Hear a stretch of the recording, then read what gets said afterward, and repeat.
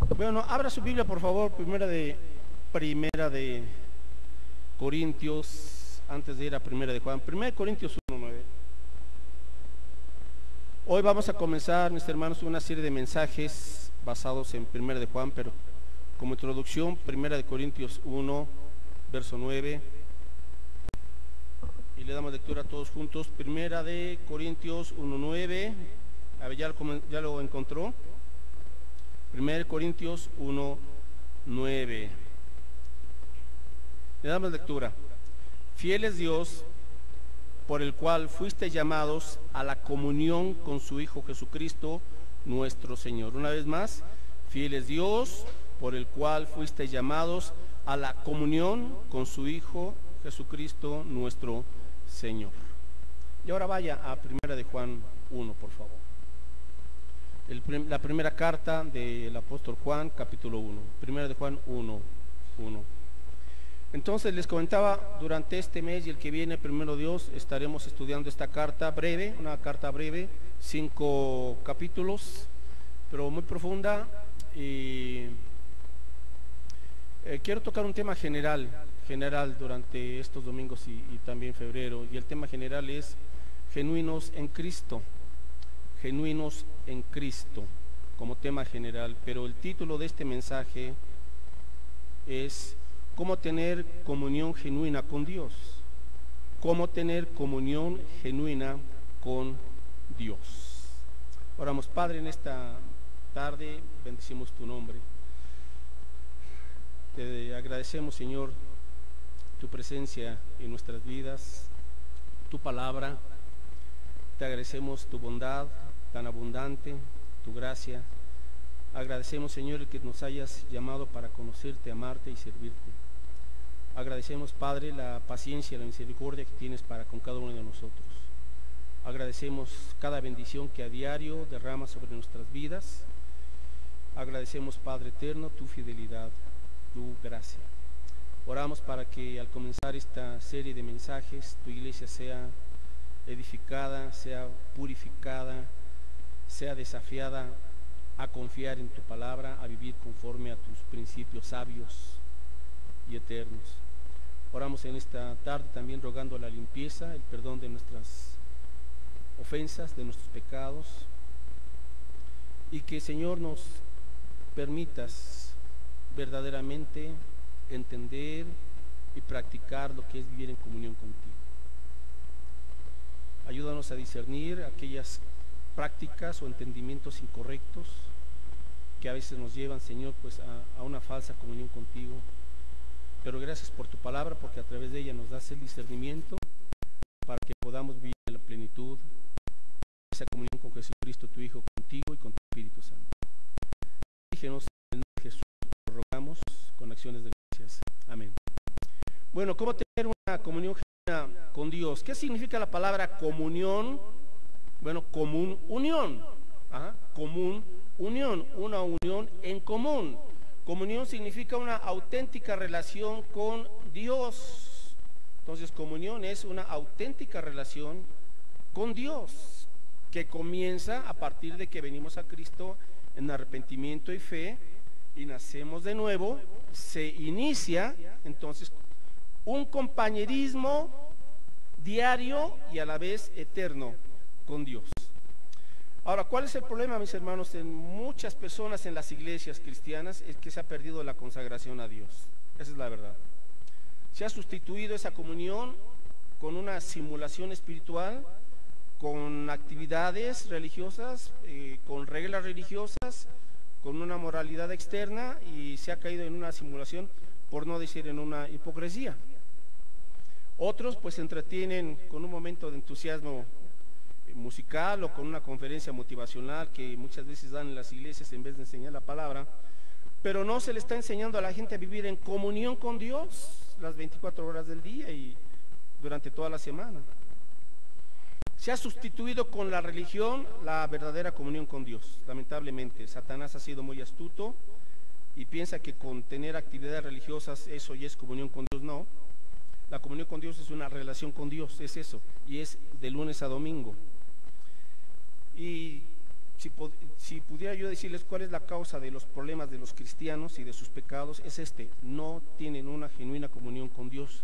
Por eso viven sin gozo, sin victoria, en derrota y enamorados del mundo todavía.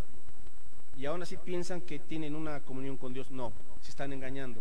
Porque la auténtica comunión con Dios transforma el corazón, la mente y toda la vida del creyente. Ok, vamos a ver entonces algunos puntos. En primer lugar, tenemos que entender que el fundamento de la comunión genuina se encuentra en Jesucristo.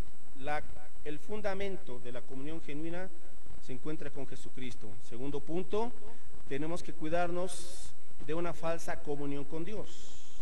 Tenemos que cuidarnos de una falsa comunión con Dios. Y veremos entonces, finalmente, los requisitos para una comunión con Dios. ¿Cuáles son los requisitos para un andar auténticamente con Cristo? Ok, entonces el primer fundamento, 1 Juan 1:1, dice aquí que el fundamento es Cristo. Dice aquí el apóstol Juan: lo que era desde el principio, lo que hemos oído, lo que hemos visto con nuestros ojos, lo que hemos contemplado y palparon nuestras manos tocante al verbo de vida, porque la vida fue manifestada y la hemos visto y testificamos y os anunciamos la vida eterna, la cual estaba con el Padre y se nos manifestó. Ok, entonces Juan introduce esta carta para hacer ver y hacernos entender, bueno, quién es Jesucristo, porque vamos a tener una comunión con Él. Entonces, en primer lugar, Él dice: Jesucristo es real, ¿verdad? Verso 1, lo vimos, lo oímos, lo contemplamos, lo tocamos, lo palpamos. Jesucristo. Ahora, ¿por qué dice esto? Porque había una secta llamada gnosticismo que decían que Cristo era como una especie de un fantasma, una especie solamente de una imagen.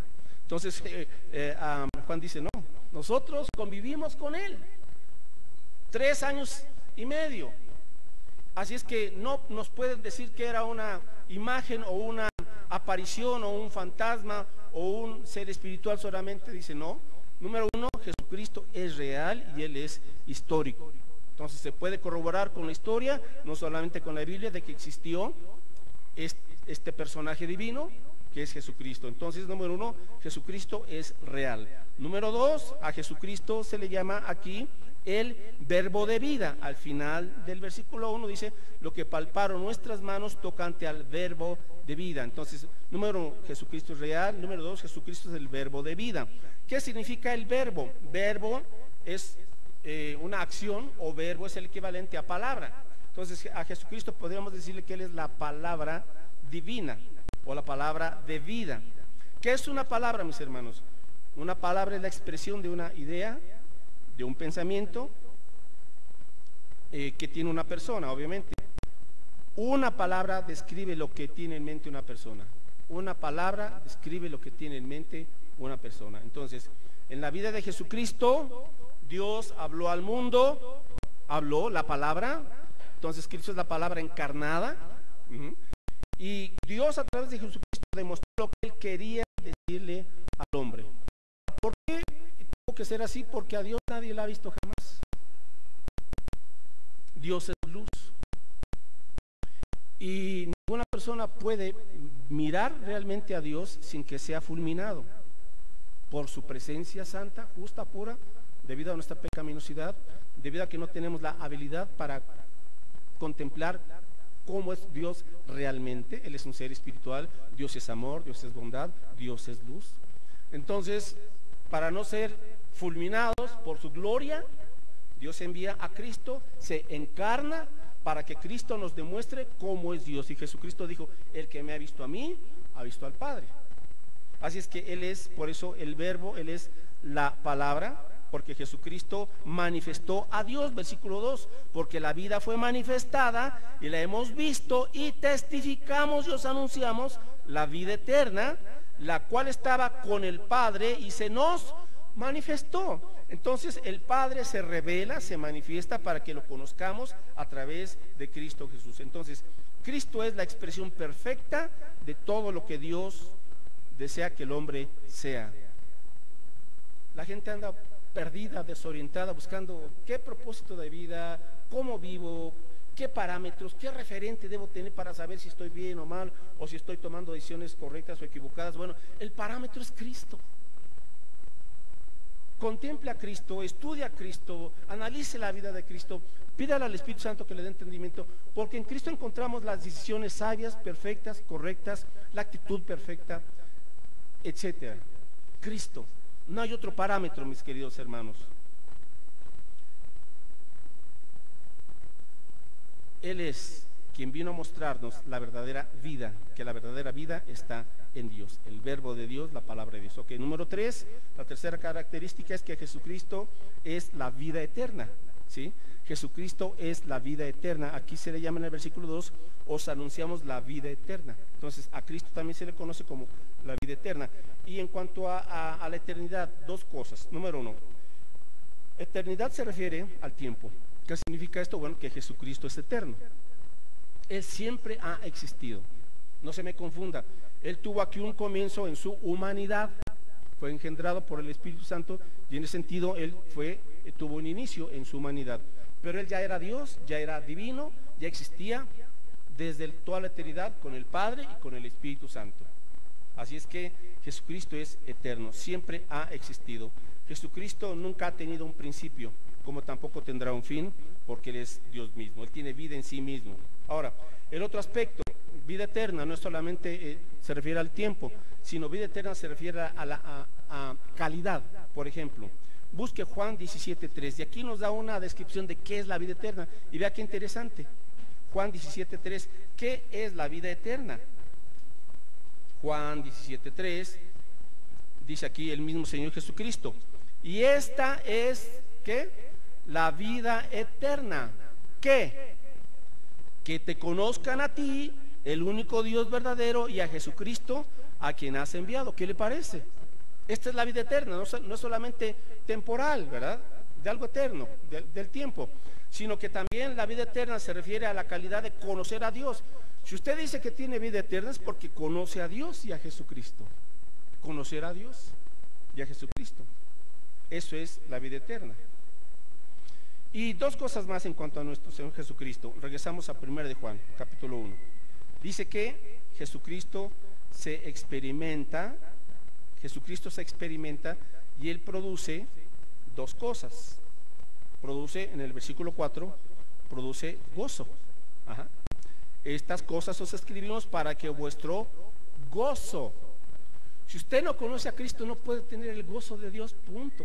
Le podrán poner muchas cosas, ¿verdad? Imágenes, etcétera, para conmoverle, para emocionarle.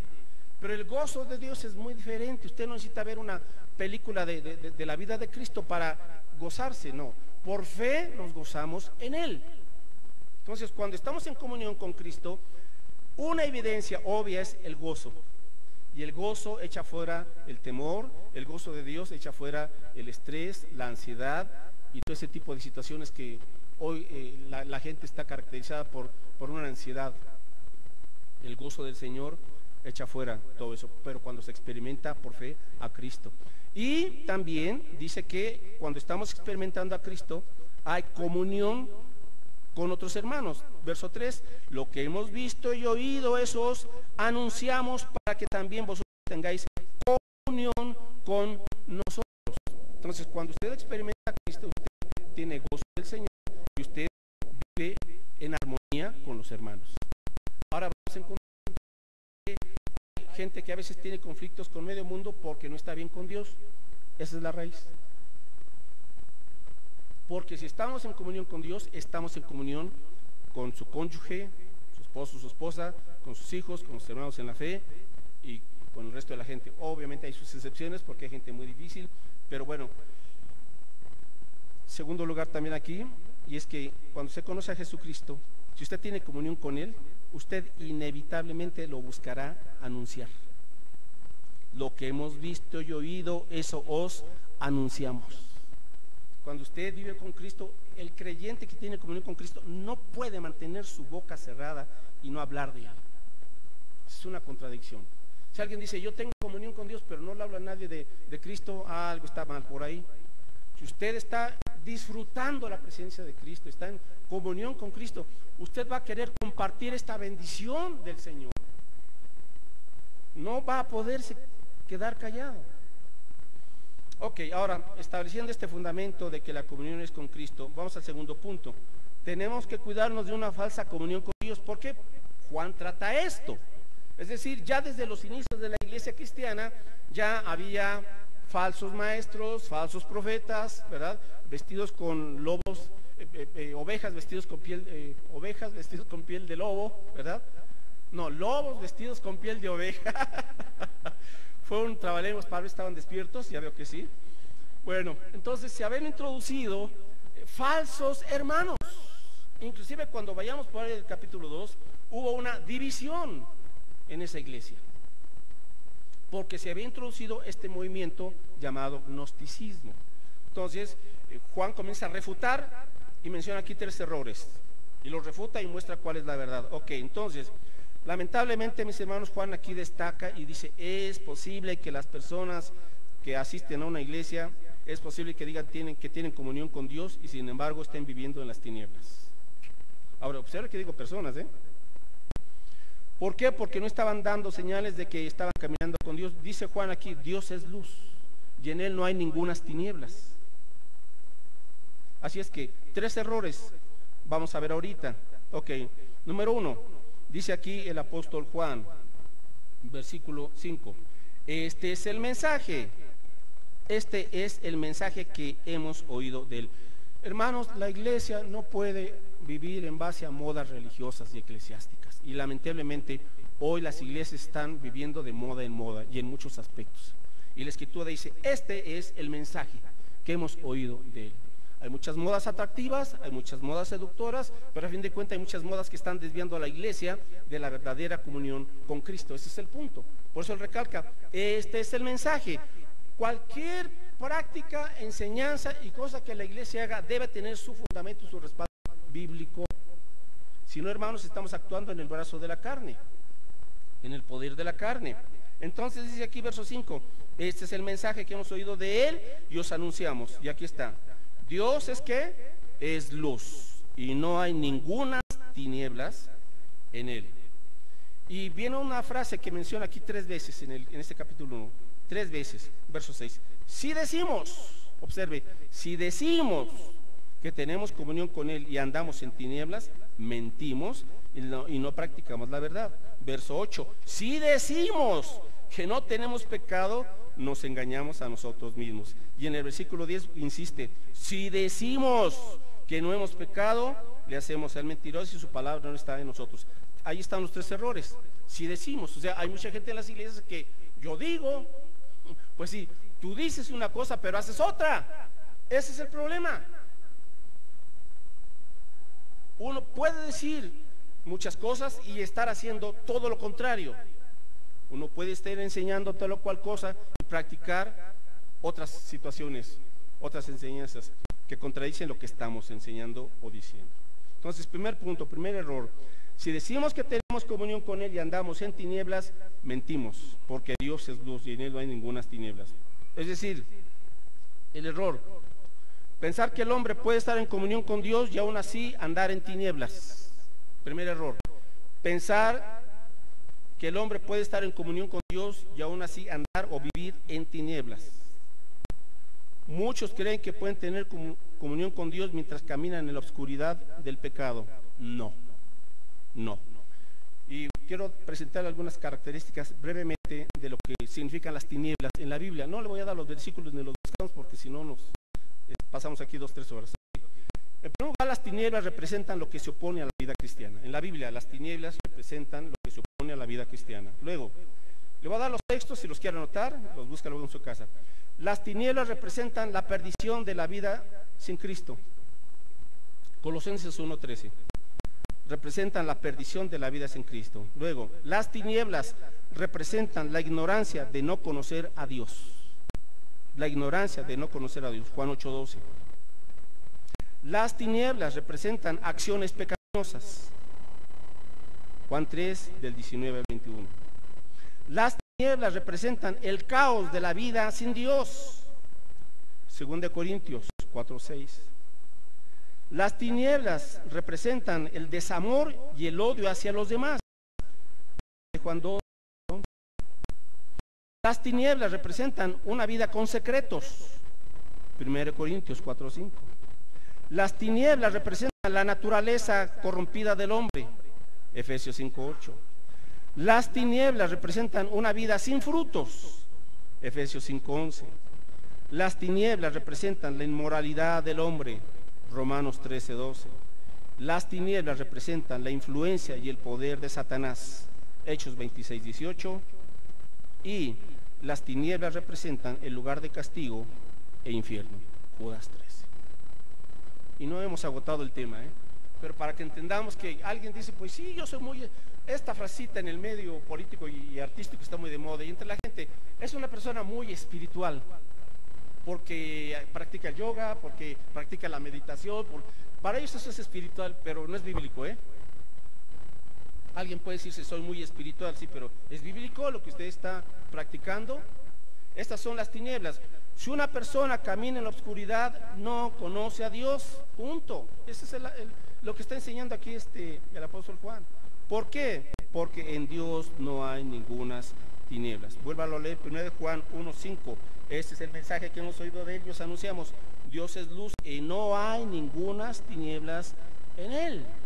Así es que vaya, con estos argumentos, Juan está echando por tierra las falacias y las mentiras de estos supuestos hermanos que estaban ahí en esa iglesia. Vamos con el segundo error.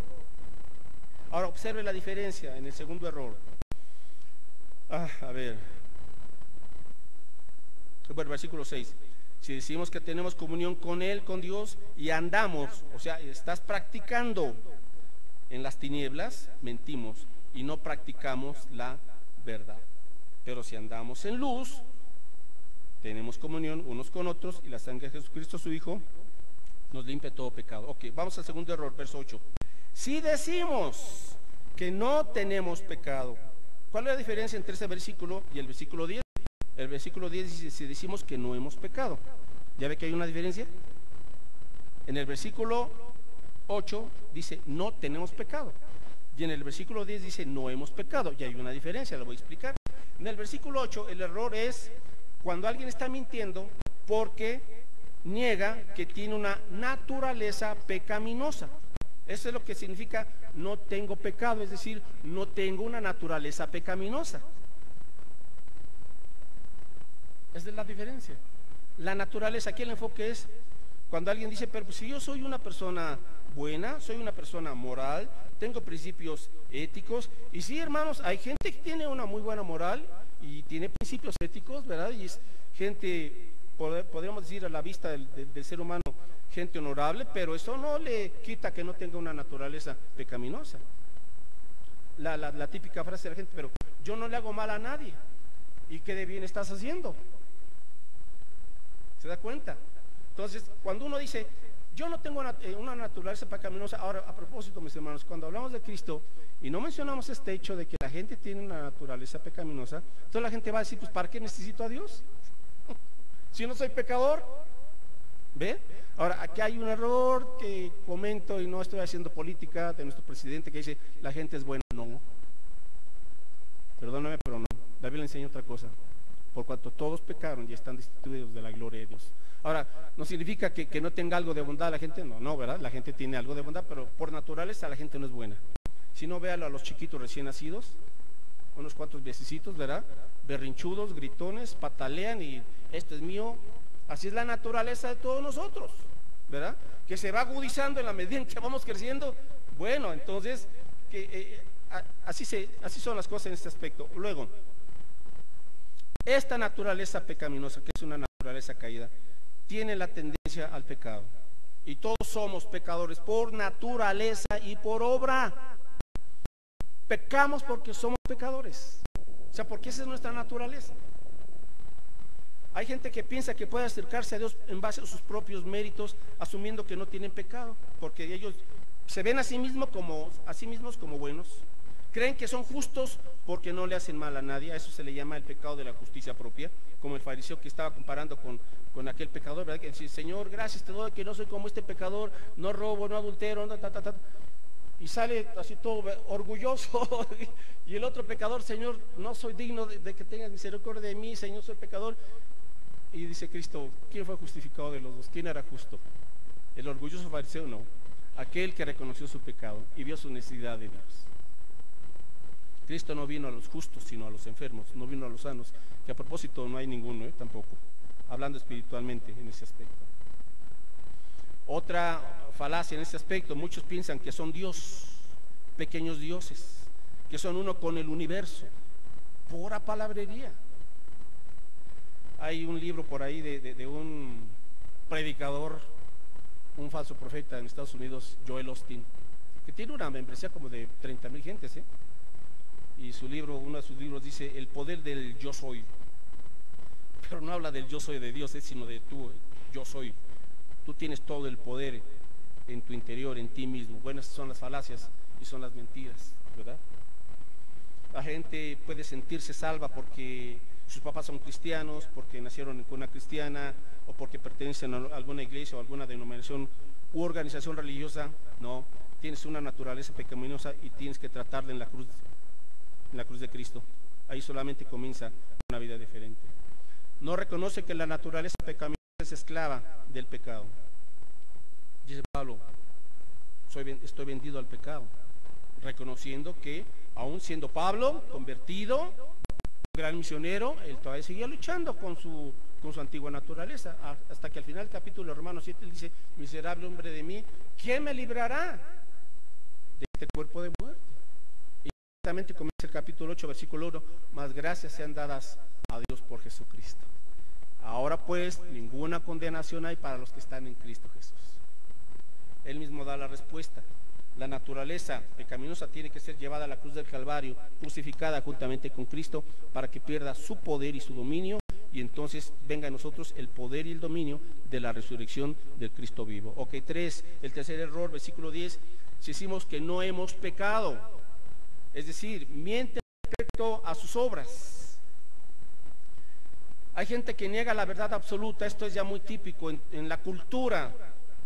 La gente dice no hay verdad absoluta, nadie tiene la verdad absoluta, toda verdad es relativa, eso es una falacia, eso es una mentira. Hay verdad absoluta, en primer lugar la verdad absoluta es Dios, y en segundo lugar dijo Cristo, santifícalos en tu verdad, tu palabra es verdad, la Biblia es la verdad absoluta de Dios. Por eso Satanás ataca la Biblia para para que la gente la cuestione y no crea que aquí está la verdad, y cada quien invente su propia verdad a su propio gusto y a su propia conveniencia. Esa es la realidad de las cosas.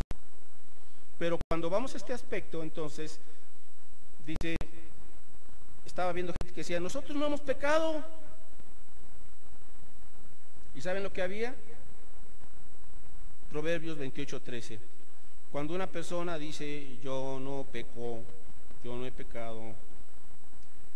A propósito, por ahí me he encontrado a 2 matrimonios, después de dar unos mensajes sobre el matrimonio, en distintas ocasiones se sacó el varón, yo soy perfecto, así, yo nunca tengo problemas con mi esposa. Pues ¿cuándo le quitaron el cerebro a su mujer? Problemas los hay, el asunto es cómo los va resolviendo, ¿verdad? Bueno, pero el que digas que no, yo no tengo problemas, sí, te creo. Proverbios 28:13. El que encubre sus pecados no prosperará. El que encubre sus pecados no prosperará. Es decir, quien está ocultando, quien guarda secretos, los secretos carcomen. Verso 13 ahí nos da la respuesta. Más el que los confiesa y se aparta, ¿qué? Alcanzará misericordia. Gloria a Dios, gracias al Señor, porque quienes de nosotros no hemos tenido pecados ocultos que nos avergüenzan, que nos hacen sentir pena, ¿verdad? Culpa, pero ahí los seguimos guardando. Y si usted no saca eso a la luz y lo confiesa al Señor y se aparta, eso le seguirá carcomiendo y carcomiendo, y cuando menos se dé cuenta explotará la bomba, tarde que temprano, es un hecho.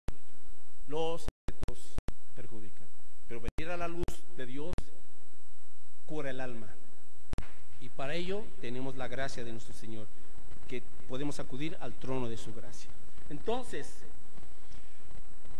si usted cree una mentira, estará viviendo una mentira, así de sencillo. Por eso tenemos que ir a la verdad, porque la Biblia Quita esas máscaras de mentira. Y vamos al punto final, mis hermanos. Bueno, entonces, ¿qué? Bueno, Dios quiere que tengamos una genuina comunión con Él. Vamos a ver los requisitos para mantener esta auténtica comunión con Dios.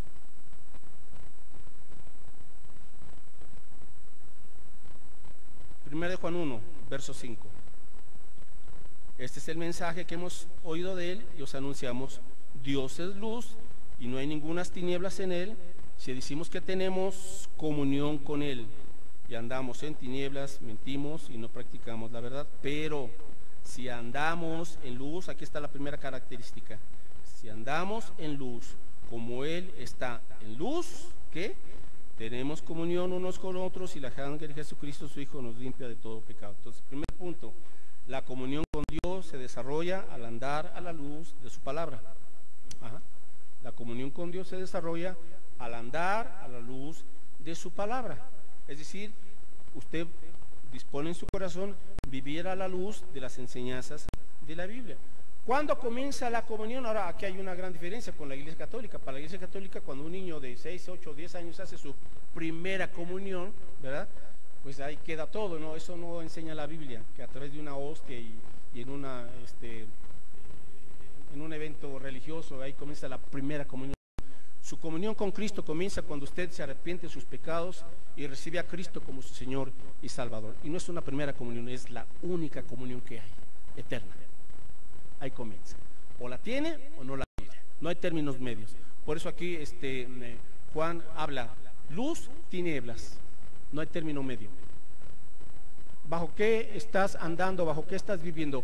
¿Bajo las tinieblas o bajo la luz del Señor? No hay medias tintas.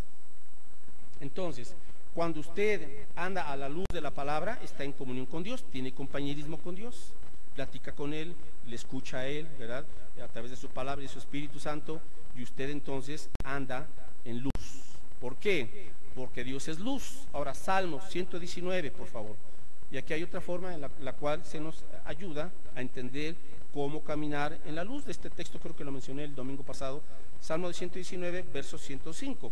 ¿Cómo ando a la luz de la palabra de Dios? Bueno, pues aquí está.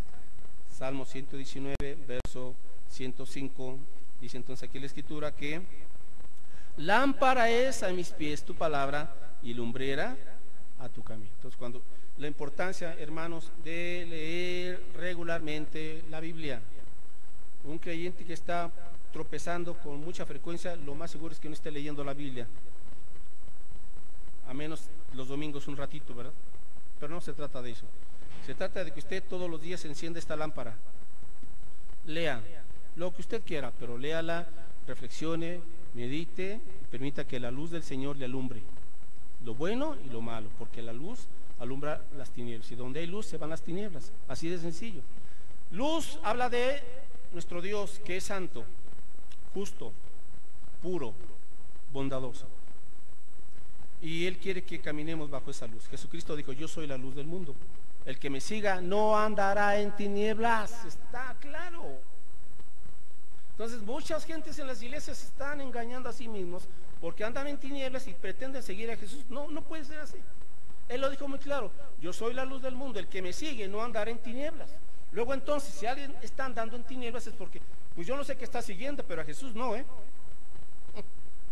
téngalo por seguro, porque quien sigue a Jesús anda bajo la luz de su palabra.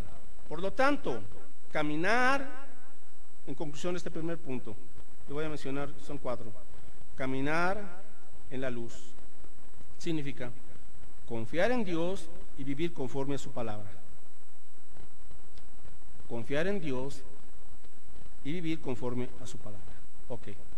Segunda característica: ¿cómo vivo en una genuina comunión con Dios?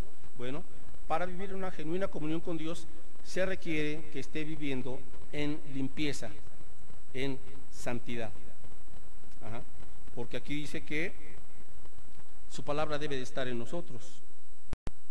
Es decir, tenemos que ser, mis hermanos, sinceros y honestos con Dios y con nosotros mismos.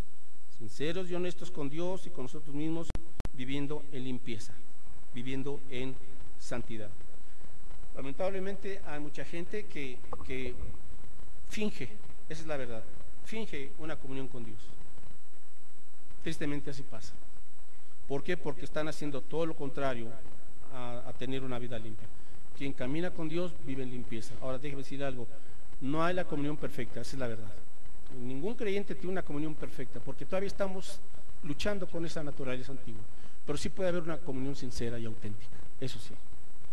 Y ahora, ¿por qué digo esto? Porque más adelante dice aquí el apóstol Juan, capítulo 2, verso 1, hijitos míos, estas cosas os escribo para que no pequéis. Y si alguno hubiere pecado, o sea, da la posibilidad, pero no como una práctica, ¿eh? Y si alguno hubiere pecado, dice, bueno, abogado tenemos para con el Padre, a Jesucristo, el justo. Entonces, no es nuestra comunión perfecta, la comunión perfecta la tendremos cuando estemos en la presencia de Dios, en el cielo, ahí sí. Pero aquí, hermanos, lo que sí pide Dios de nosotros es sinceridad, ¿verdad? Limpieza, y que cuando estemos conscientes de algún pecado, vayamos a Jesucristo el justo, que es nuestro abogado. Señor, dije algo que no debía de haber dicho, pensé algo muy sucio, muy cochino, actué mal, Señor, estuve en un lugar en donde no tenía que estar, ¿verdad? Hay cosas que nadie sabe que estoy haciendo, Señor, perdóname, ¿verdad? Entonces, pero el creyente ahora quiere vivir una vida limpia, ya no está contento ni conforme con las manchas del pecado.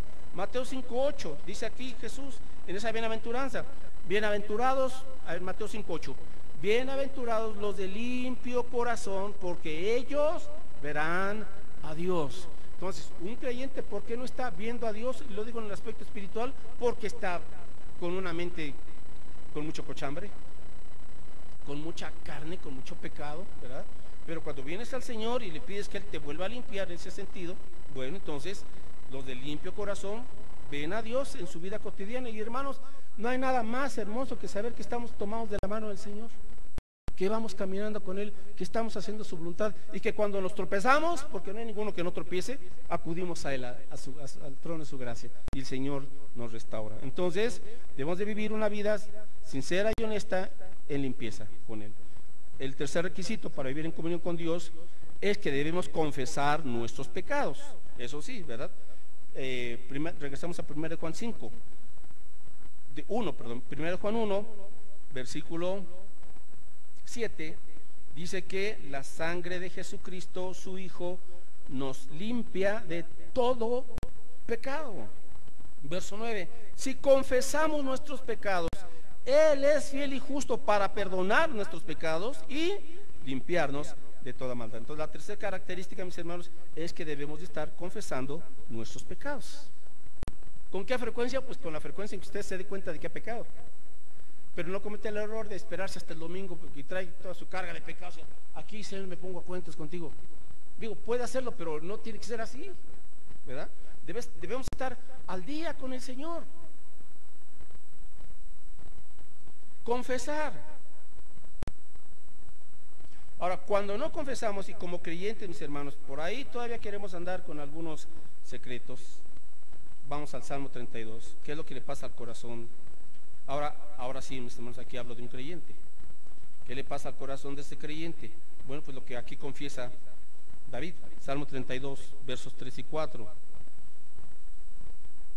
Bueno, el versículo desde el 1 al 4, Salmo 32, 1, bienaventurado, o sea, más que feliz aquel cuya transgresión ha sido perdonada y cubierto su pecado. Bienaventurado el hombre a quien Jehová no culpa de iniquidad y en cuyo espíritu no hay engaño, o sea, no está ocultando nada. Mientras callé, ahora viene la consecuencia cuando ocultamos algo, mientras callé, o sea, mientras no confesé mi pecado, Señor, se envejecieron mis huesos y en mi gemir todo el día. Porque de día y de noche se agravó sobre mí tu mano y se volvió mi verdor en sequedades de verano. ¿Qué le pasa al espíritu? Se comienza a secar, porque el pecado deteriora y corrompe. Verso 5, y aquí viene la confesión: mi pecado te declaré y no encubrí mi iniquidad. Dije, confesaré mis transgresiones a Jehová y tú perdonaste la maldad de mi pecado. Qué bendición, mis hermanos. Si usted quiere seguir guardando pecados es porque así lo quiere, pero ya sabe que nada bueno saldrá de ahí hasta que usted venga al Señor y le diga: Señor, pues me da vergüenza, pero te lo confieso. Esto es lo que soy yo en realidad. Lo que dije, verso 6. Por esto orará y todo tanto en el tiempo en que pueda ser hallado. Todo tiempo. Si usted se dio cuenta de que algo no estaba bien a mediodía, pues confiéselo inmediatamente. O en la tarde, o en la noche, o en la mañana, inmediatamente lo confiesa y está a cuentas con Dios. Confesar, mis hermanos, es algo más que una disculpa apresurada. Confesar no es presentar excusas piadosas. Confesar es algo más que simplemente admitir nuestros pecados. ¿Qué significa la palabra confesar? Significa decir lo mismo. Confesar significa en el griego decir lo mismo que Dios dice acerca de esa situación. O sea, si Dios dice esto está incorrecto, yo digo lo mismo, Señor. Tú lo dices, estoy de acuerdo. O sea, dejamos de presentar excusas y pretextos a Dios. Pero tú sabes, Señor, pero tú conoces, Señor. No. Dios dice esto no está bien. Sí, Señor, no está bien. Digo lo mismo que tú. Esto significa confesar. Decir lo mismo que Dios. Y entonces el siguiente paso es me arrepiento. Y Señor, ayúdame a dejar este pecado, esta actitud, ¿verdad? Lo que sea, mis hermanos. Y finalmente, para vivir en comunión auténtica con Dios, regresamos a 1 Juan 1:9. Si confesamos nuestros pecados, Dios es fiel y justo para perdonar nuestros pecados y limpiarnos de toda maldad. ¿Qué quiere decir esto? Bueno, el cuarto punto es aprópiese de esta preciosa y grandísima promesa de Dios. ¿Cuál es? Señor, te confesé mi pecado y me arrepentí, y ahora recibo tu perdón por fe, Señor, y tu limpieza. Amén. Amén. ¿Está claro esto, hermanos? Bueno, entonces, ¿cómo debiese de vivir el creyente? Pues debiese de vivir normalmente en una vida limpia, andar en la luz y en esa gozosa comunión con el Señor. Déjeme invitarle antes de orar para que, si usted ha reconocido, o tú joven has reconocido en esta tarde que no tienes comunión con Dios, bueno, hoy la puedes comenzar. Y Dios toma la iniciativa. Dios quiere perdonarte, Dios quiere limpiarte, y Dios quiere convivir contigo todos los días. Que tú lo conozcas, lo ames y le sirvas y experimentes su santidad, su gozo, su guía. Pero tienes que venir ante el Señor, confesarle tu pecado, tus pecados, y en la sangre de Cristo decirle: Señor, límpiame, yo quiero tener una nueva vida. Ahora, el resto, mis hermanos que son cristianos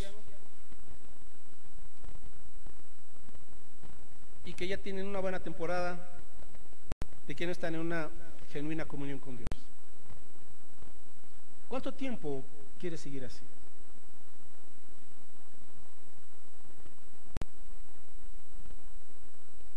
Pregunta: ¿no está teniendo una falsa comunión con Dios y se ha vuelto una persona religiosa? Bueno, si es sincero, sincera, ¿por qué no comienza hoy? Cuando Dios nos llama, Dios ni se adelanta ni se tarda. Y cuando Dios nos llama es porque es el tiempo oportuno. O para salvación, hermanos, o para realmente vivir en una comunión como Él quiere. Oramos. Padre, en esta tarde nos permites comprender mejor lo que significa ser genuinos contigo, el no engañarnos a nosotros mismos o pretender engañar a los demás, porque a fin de cuentas, Señor, tú no puedes ser burlado. Tú has dicho que todo lo que el hombre sembrare, eso cosechará. Pero, Señor, en tu gracia abundante, en tu misericordia, nos llamas y nos invitas, Señor, a venir en un arrepentimiento y una fe genuina contigo, y en decirte: Padre, queremos tener comunión contigo, no una religión, sino una relación contigo. Una relación, Señor, en donde te conocemos, confiamos en ti, vamos disfrutando de tu presencia, de tu santidad, en donde, Jesús, tú te vas convirtiendo en nuestro tesoro, en lo más valioso de la vida, en donde, Señor Jesús, aprendemos a oír tu voz, a ser alumbrados por tu palabra y a no permitir ser engañados con una falsa comunión, con una simulación, porque de aquí, Señor, proviene todo. sino es de tu misma presencia, tu presencia. Nos has llamado a la comunión con Jesucristo, a la comunión con tu Espíritu Santo, a la comunión contigo, mi Dios. Reconocemos que todos nuestros hierros, nuestras fallas, nuestros pecados provienen, Señor, de no estar dependiendo de ti, confiando en ti, comunión sincera y auténtica. Señor, entendemos que no podemos estar poniendo como pretexto que otros son los culpables, sino tenemos que reconocer, Señor, nuestras propias decisiones. Y como dice tu palabra, que si confesamos aquello que no te ha agradado y lo hacemos a un lado, encontraremos en ti, Señor, perdón, gracia y restauración para tener de hoy en adelante una vida plena en Jesucristo tu Hijo. De tal manera, Señor, que ya no nos estará dominando el mundo, sus atracciones, sus seducciones, el placer del pecado, el engaño del pecado, sino que ahora, Señor, buscaremos deleitarnos en tu verdad, en tu justicia, en tu salvación, en la gloria que nos espera, porque tú nos has llamado a tu gloria eterna. Pero mientras nos llamas, Señor, y al experimentar esta comunión diaria, ayúdanos para anunciar a Jesucristo, porque Él es el único medio por el cual el hombre puede tener comunión contigo. Que, Señor, nos levantemos con gozo y con valentía para decirles quién es Jesucristo, y que en Él hay gozo, y que en Él hay perdón, y que en Él hay salvación, Señor. Y oramos especialmente por cada familia aquí representada, para que nuestras familias, Señor, nuestros hogares, pues sean hogares que están en comunión contigo. Porque al estar en comunión contigo como familia, el hogar, Señor, se convertirá en un pedazo de cielo. Y eso solamente tú lo haces, Dios, a través de una vida que depende de ti. Aquí estamos, mi Señor, y que como iglesia podamos ser auténticos y genuinos en Cristo. En su nombre lo rogamos. Amén, Señor.